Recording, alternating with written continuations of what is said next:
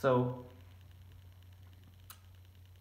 I was having some frustrations during that period with my boss at the time because he never gave me credit for what I did. And I went to my advisor. Um, he was my spiritual advisor. I asked him what he would advise about it. I said, he never gives me credit for what I do. He says, well, you need to ask his forgiveness. I said, wait. He's doing that to me. He says, I know what you said to me. He says, now I want to ask you this. Is your purpose in life to be spiritually free?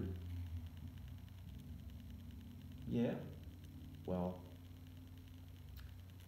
if he did that to you, that's one half of the circle. And now you're angry with him, right? Yeah.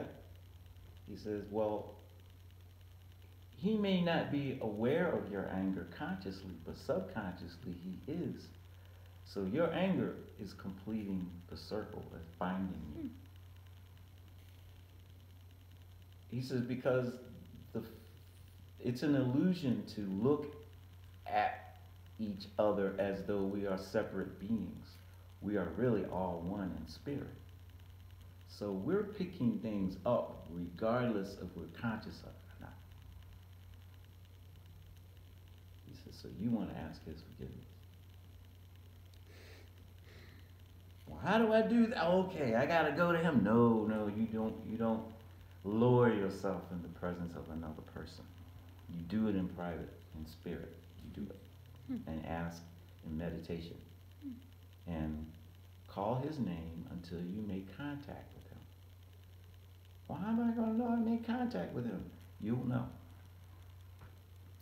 So following his instructions, I went into meditation later that Sunday. Very quiet. It was a beautiful day. I haven't forgotten sitting out on the porch and got real quiet. And I quietly called his name.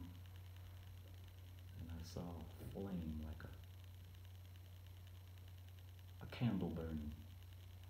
And then two other candles, like one above that flame, the next one above that flame, and I realized, oh shit. I got this anger issue not only with him, but his boss and his boss. I'm like, I got something going on with all three of them. So I just said, hey, I'm sorry about this anger that I'm bringing to this. I just want to start clean and start all over. I apologize. I just said that quietly. And then let it go. So Monday on the way to work, when I got out of the car, I just remember when I got out of the car, I felt lighter than I did. I had a bounce in my step that I hadn't felt in a while. I said, wow, that forgiveness thing, that was for me, not for him. That was to lighten my load. Got it. So when I got to work, Monday went fine, Tuesday went fine. And then my boss, his name was Jay, invited me to come in his office around 3:30 in the afternoon. Closed the door behind me. Have a seat, have a seat. Charles, I'm going to resign. And I'm going to recommend that you take my job. Really? Would you be interested? Well, let me think about that.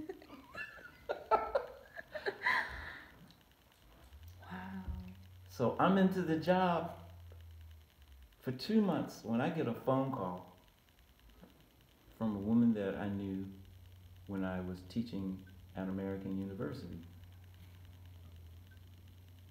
This was after that show, Studio 4. I gotten tired of TV. TV was like feeding a hungry baby. I mean, you constantly coming up with ideas and doing things. I just want a break from this. I want to do something else. I was thinking of going back for a PhD. And so American University's down the road. Let me check them out. And then when I talking to the lady over the phone, she said, with your background, you should come here and teach. So I ended up teaching at You did. Wow. And so the lady that I met, a woman that I met, another professor that was at AU, I hadn't seen her in several years, she called me, Iris Burnett. Charles, how you doing? I don't know if you remember me. I said, yeah, I remember you. The red glasses and red. Oh, you had to remember that. She says, I want to know if you'd be interested for working for President Clinton.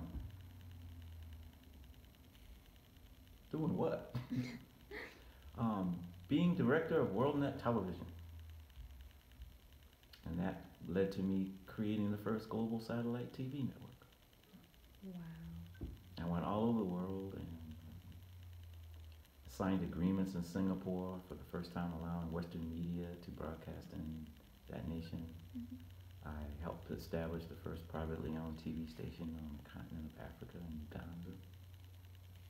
And really developed good relationships with China. Mm-hmm. Had an incredible experience in China. Really? While there, I went to